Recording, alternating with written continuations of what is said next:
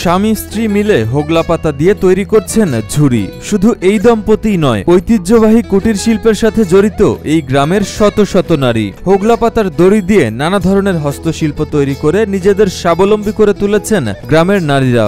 আমরা আইডিয়েশনের কাজ করি, এলার নাম রুইসের স্বামী স্ত্রী করি, ৫-৭ হাজার টাকা করে মাসে পাই, অত সংসারের কাজে নাগাই, কিস্তি কাস্তা চালাই। নীলফামারীর খোকসাবাড়ি ইউনিয়নের হাজারো হতদরিদ্র নারী এখন আর বেকার বসে অলস সময় কাটায় না। সাংসারিক কাজ বা স্কুল কলেজ শেষে হোগলা পাতার দড়ি দিয়ে নানা ধরনের হস্তশিল্প তৈরি করে নিজেদের স্বাবলম্বী করে তুলেছেন। অর্থের প্রয়োজনে তাদেরকে আর স্বামী বা বাবা মায়ের কাছে হাত পাততে হয় না।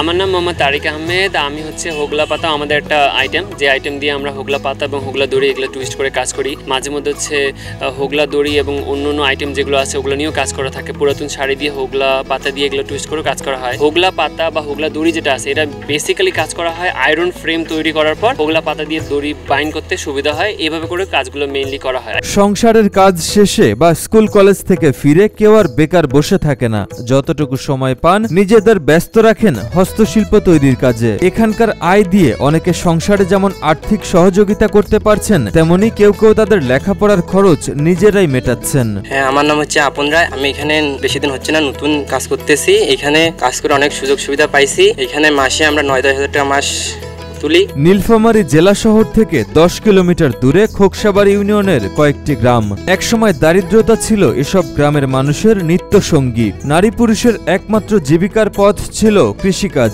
কিন্তু বর্তমানে ইউনিয়নের গ্রামগুলোর চিত্র বদলে গেছে। সবাই এখন ব্যস্ত হস্তশিল্প তৈরির কাজে।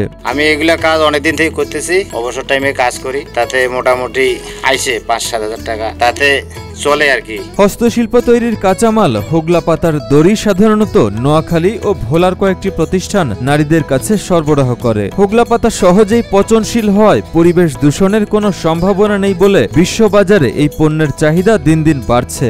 আইটেমগুলো ইউরোপ কান্ট্রিতে যায়, ইউরোপের মধ্যে রয়েছে ইউএসএ, কানাডা, তারপরে হচ্ছে সুইজারল্যান্ড, ইতালি, এই দেশগুলোতে গিয়ে যাওয়া থাকে। আরো অনেকগুলো দেশ আছে, এই দেশগুলোতে আমরা এই প্রোডাক্টগুলো এক্সপোর্ট করে থাকি। এগুলো হচ্ছে পরিবেশ বান্ধব কাজ। আমি দোয়া করি আমাদের বাংলাদেশের জন্য এই কাজগুলো, আমাদের এই জিনিসগুলো একটু ফুটে উঠুক, যে আমাদের এগুলো ব্যবহারের জন্য উপযোগী হয়, আমরা যেন মানুষগুলো এগুলো ব্যবহার করতে পারি।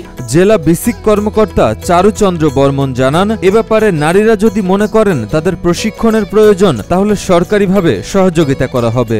বর্তমানে নারীরা ঘরে বসে হোগলা পাতা দিয়ে বিভিন্ন ধরনের হস্ত ও কুটির শিল্প পণ্য উৎপাদন করে নিজেরা স্বাবলম্বী হচ্ছে, তাদের ফ্যামিলিতে তারা কন্ট্রিবিউশন করতে পারতেছে। ভবিষ্যতে হোগলা পাতা দিয়ে তারা যদি আরও এই ব্যবসাটাকে, এই কুটির শিল্পটাকে প্রশস্ত করতে চায়, সেক্ষেত্রে প্রয়োজনীয় প্রশিক্ষণ সহ আনুষঙ্গিক যদি আরও কোনো সহযোগিতা দরকার হয়, সেক্ষেত্রে বেসিক নীলফামারী তাদের পাশে থাকবে, তাদের সহযোগিতা করবে।